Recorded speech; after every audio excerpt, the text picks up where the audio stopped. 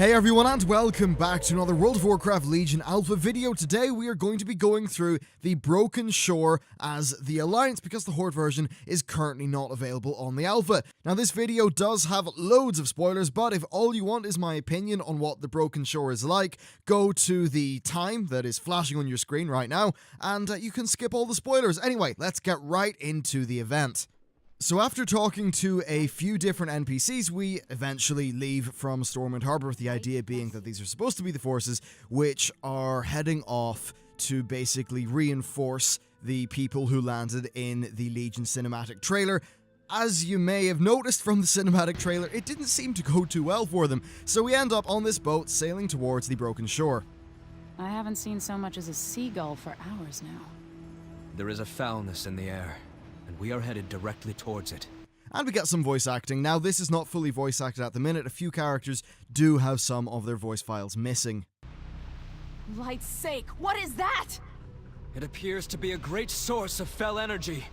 I have never seen anything like it. Directly ahead, Alliance ships! Make for the beach!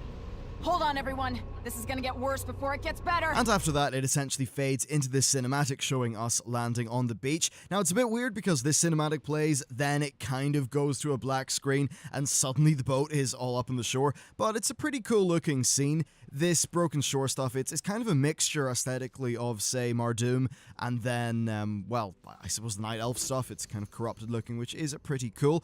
I think the idea is, this is the Tomb of Sargeras, which was an elven temple or something along those lines. Anyway, we land on the beach and meet Gen and Jaina. Gen is currently fully voice acted, which is quite nice. However, Jaina isn't. There's only one way out of this alliance, and it's through that line of demons. Cannons, lay down covering fire. All forces, charge! As you can see, Blizzard they've still not quite managed to work out what a British accent is, but hey, I've stopped expecting at this stage. Anyhow, so you fight through all of these guys, and you saw those three pillars that are shooting down those big, laser beams. We need to destroy them and carve our way through all the forces. I'm going to cut some of that stuff out because at the end of the day, it is just me attacking stuff. So with all of that done, we've been sort of being taunted by this Dread Commander guy, who we, of course, have to kill eventually. Now, the fight is easy enough. He does a cone attack, a few other little things like that.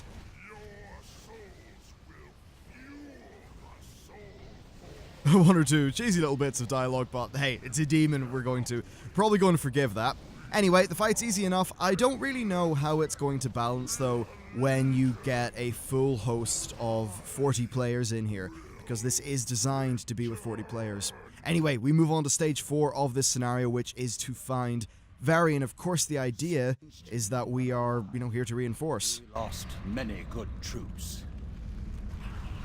Obviously, things didn't seem to go that well in the cinematic, so we're about to head over this hill and Varian's find out. forces should have landed just around this hill. Let's hope they had more luck.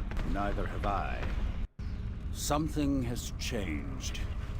This isn't the same Legion we fought before. Now, it's interesting that Gen talks about it not being the same Legion that we fought before, especially in light of the events of Warlords of Draenor, and certainly a revelation later on will allude to what he's saying.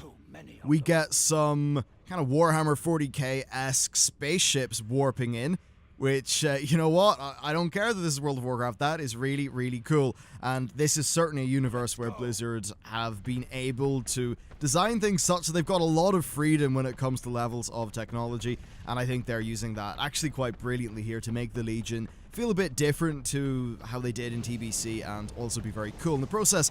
Anyway, we land down here, we find Varian, he's attacking this big Morag guy. The Morag things are actually, they're a lot more dangerous now than they were in TBC when they were tiny little stumpy things. Anyhow, we need to push up here and destroy this portal because it's just chucking reinforcements at us. Gelbin Makatork has appeared to join in with his silly little gnome people. Gnomes are always funny. And yeah, we just, slice through some stuff. Basically, this will constantly spawn out those Morag demon guys until you destroy all of those crystals. I, though, did destroy the crystal, and we're pretty much good. The next thing we need to do is raise the Black City. So the Black City is essentially just like the main group of structures on the Broken Shore, of course, completely infested by demons. So Varian charges down, we go with him. But before we get into the Black City, we actually meet somebody, a fallen Argent Crusader, who says he doesn't really know what happened. They were on us in seconds and there was fire everywhere. Of course, nobody really knows what's happened to Tyrion at the minute. We will find him. Of course, Tyrion's a major lore character that people generally seem to care quite a bit about. I think he was one of the characters that was done quite well. Of course, Bernard Hill, who played Thid in Lord of the Rings, did a bang-up job of voice acting him. Certainly the caliber of actor that can direct himself when it comes to a voice performance, and perhaps doesn't fall into some of the traps of being perhaps misdirected that Blizzard sort of do sometimes. Anyway, we fight through the Black City. Now, this is simply just killing mobs, clicking on objects to free some allies, and it's got a decent enough progression. You start off at the lower level, which is where I am now, but you work your way up a hill. As you work up that hill, you fight some more dangerous guys. A few Dreadlords appear. Here's some two big Morag things. Overall, it's cool enough. It does take a little bit of time. However, I was here as a single person, instead of it activating as a full raid group of like 20 to 40 people, which, according to what Blizzard have been saying, is what's supposed to happen. It's also got wonky tuning. Yeah, and I also managed to pull all of these imps. That did not end very well for me. As far as tuning goes, there was times when perhaps, you know, like a bolt from one of the Dreadlords would, like, take off a third of my health, maybe 2/3, which is a little bit strange. Now, all throughout this, it's not just you attacking things. The NPCs are actively going around, helping you out, seeking out fights, and stuff like that. So it does feel decently balanced, and what this does show here is that even if you are just one player, the scaling of it means that it's totally doable, and it's not limited to needing to be done in a raid group. They're retreating. So we push them back from the Black City. Of course, Varian says that he gets the feeling the fight isn't over yet, and yeah, he would be right. Now, Jaina, of course, well, actually not yet. We find Tyrion first. He is not having a good time. Our good friend, Gul'dan, is over there, casting a little beam thing. Jaina, of course, being a mage, gets to use mage bullshit. There's some mage bullshit, which makes a very, very handy bridge for us. Frankly, it would be quite absurd if mages could do that in the actual game. Anyway, so we make it to where Tyrion is, and this is where we get one of our first big dumps of kind of exposition and character stuff. Stay back! It's a trap! The light will protect me! Well, nice to know that bad times aren't keeping him down. So Gul'dan says, "You're all a fool, you stand at the temple of a god." That's, of course, referring to the avatar of Sargeras. And yeah, the light cannot reach you here, all that lovely stuff. He summons Croesus, this big demon chap who, well, just looks extremely cool. I don't recognize that model. Maybe it's another one that's been modified. Anyway, Tyrion gets roasted. Will...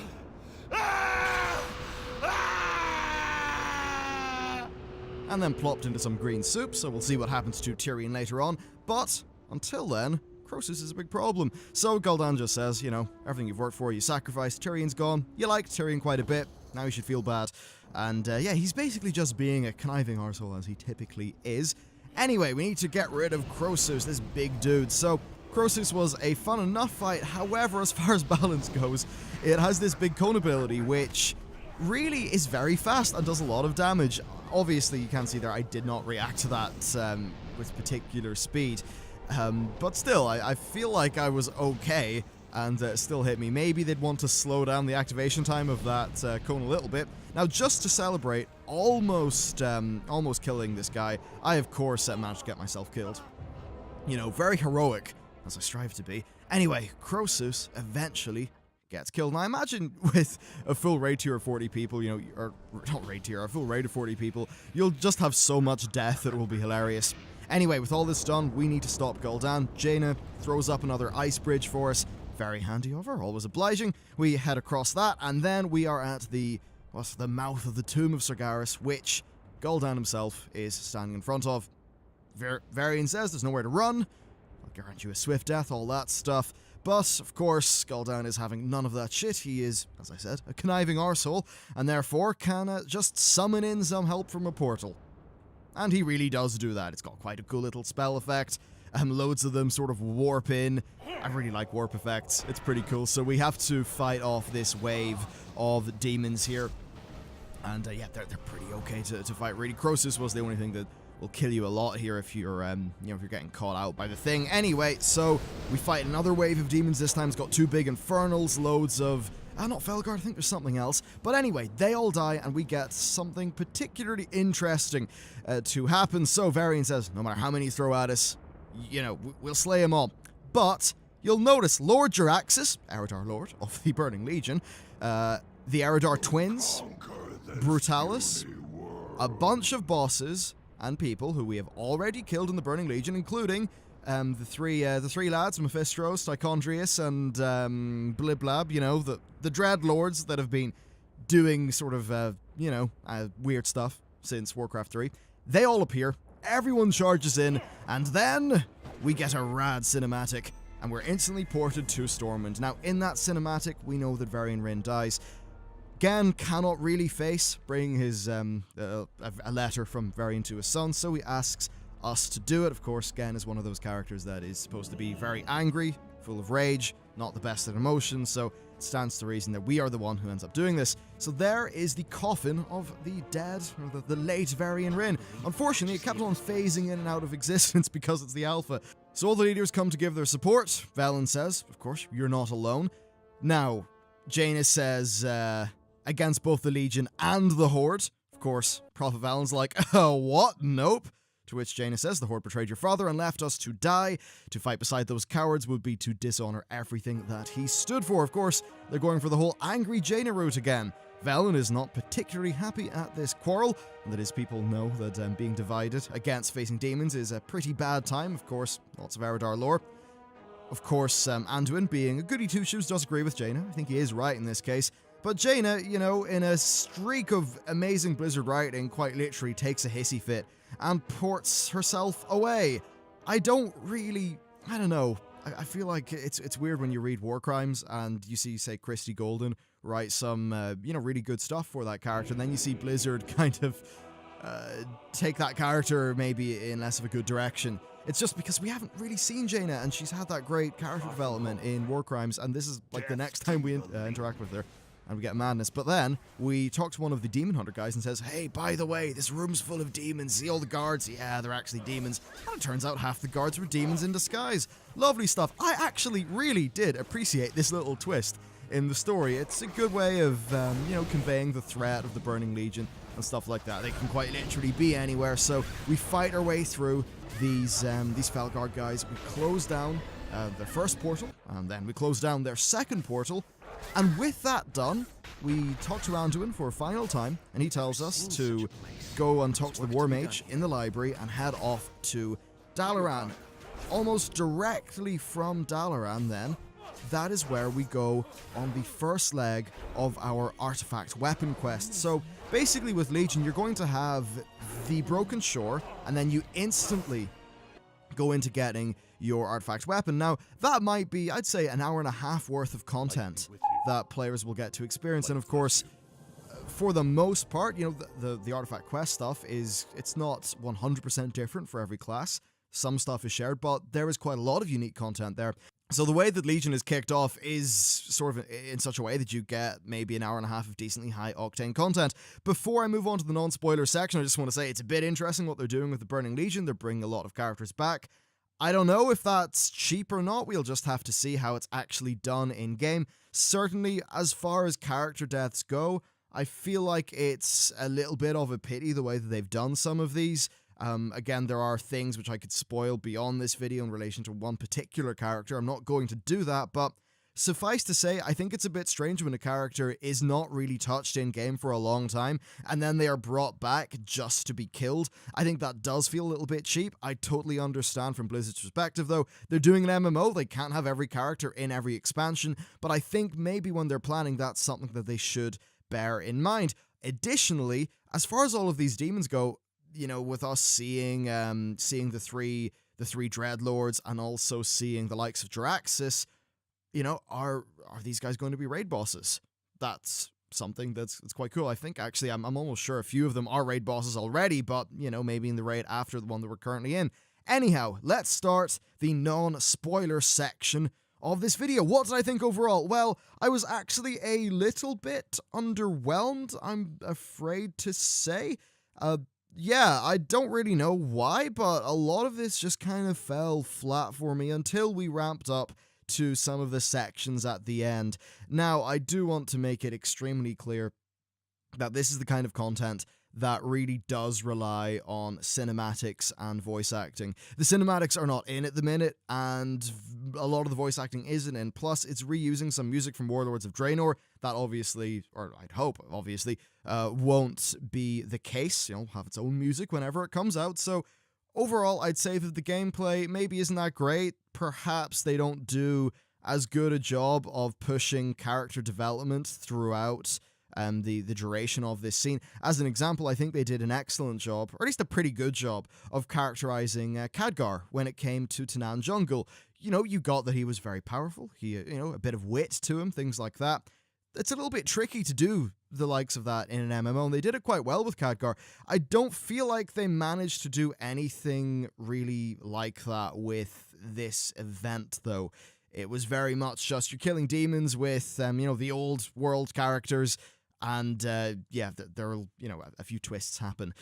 That said, the voice acting will really bring that up in terms of its production value and its quality, and it's kind of like if you're playing any game on easy mode, where there's really not that much game. And it's kind of like anything where you're in a highly scripted sequence where the gameplay isn't mega, engaging. I mean, yeah, I died a few times, but it's not like it's super engaging content from a gameplay perspective, in that it is supposed to be a linear thing that everyone can do, because it is the introduction to the expansion that's designed to deliver narrative to people and have a few key plot points happen. Obviously, when you are not able to, because it's the alpha, when you don't have some of those storytelling elements, such as voice acting and cinematics and well-paced and, designed music, yeah, it's not going to be as effective. So here's what I think overall. When you actually get into Legion, and when this is well polished up, and you have full voice acting for every character, and probably an extremely cool in-game cinematic at the end, I mean, the stuff that their in-game cinematic team pumps out is actually really some top-notch stuff.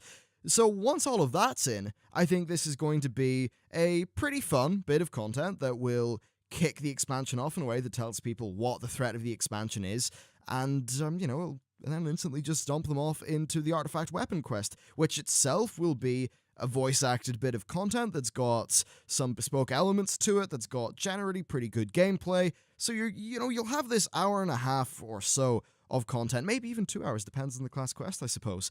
But you'll have this big chunk of content that's actually pretty damn good, and then you'll head into the actual world of Legion, and from my perspective, I think the Broken Shores actually really quite great as far as the questing content goes. Yes, there are some questions about the duration and quantity of that content, but so far I've really enjoyed every zone that's been on offer. Of course, things like the endgame really do matter, and this alpha build did bring in world quests. I'll cover that within a few days' time, but that's essentially it for this video. Thank you very much for watching, and I will see you next time.